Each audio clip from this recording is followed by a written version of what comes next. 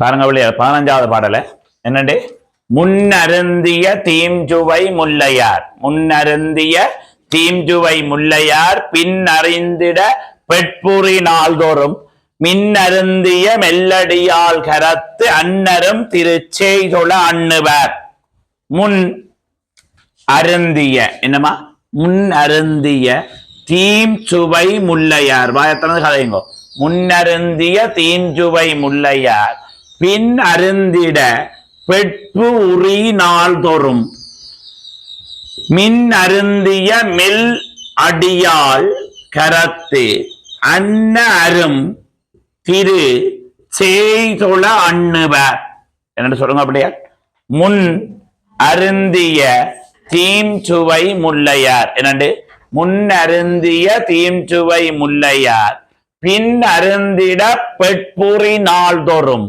மின் அருந்திய மெல் அடியால் கரத்து அன்ன அரும் திரு செய்தொழ அண்ணுவர் இந்த முல்லையாருக்கு முதல்ல பொருள் சொல்லுவோம்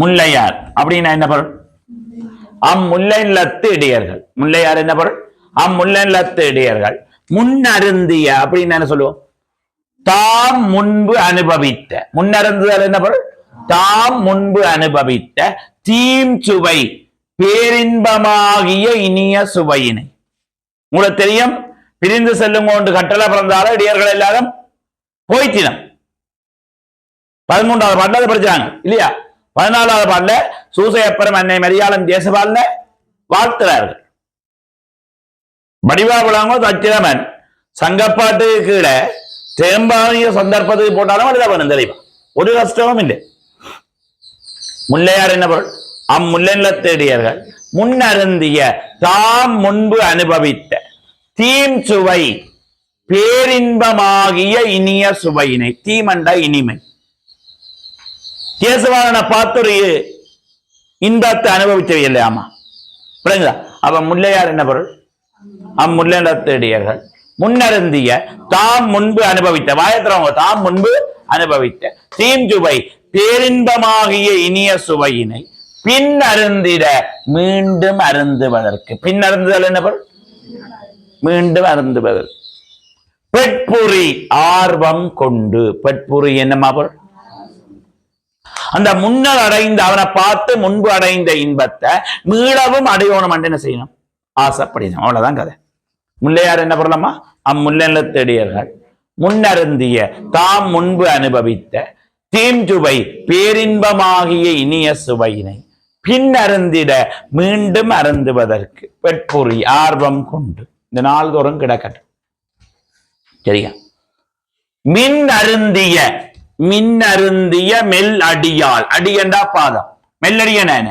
மென்மையான பாதம் மின் அருந்திய என்னமா மின் அருந்துற அருந்துறா என்ன சும்மா அருந்துறா குடிக்கிறது மின்னருந்தியடாடா மின்னொளியினை என்னண்டு மின்னொளியினை உட்கொண்ட என்னண்டு மின்னொளியினை உட்கொண்ட மெல்லடி மென்மையான பாதங்களை உடைய அப்ப மின்னருந்திய என்ன பொருள் மின்னொளியினை உட்கொண்ட மெல்லடியால் மென்மையான பாதங்களினை உடைய அன்னை மரியாண்ட பாதங்கள் எப்படி இருக்காமடா மின்னொளியை உட்கொண்டது போல அதாவது பிரகாசமா இருக்காதான் சொல்லப்படுற செய்தி அப்ப பாருங்க முல்லையார் என்ன பொருள் அம்முல்லைலத்து இடையர்கள் முன்னருந்திய தாம் முன்பு அனுபவித்த தீம் சுவை பேரின்பமாகிய இனிய சுவையினை பின் அருந்திட மீண்டும் அருந்துவதற்கு பெட்புரி ஆர்வம் கொண்டு மின் அருந்திய மின்னொளியினை உட்கொண்ட மெல்லடியால் மென்மையான பாதங்களினை உடைய ஆறது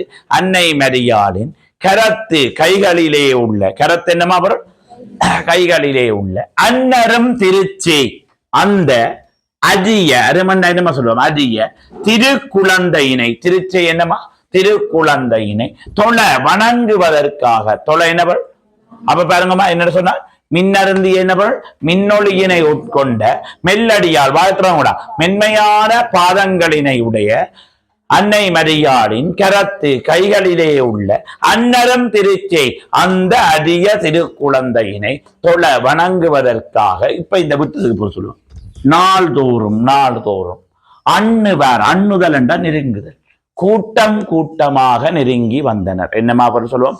கூட்டம் கூட்டமாக நெருங்கி வந்தனர்.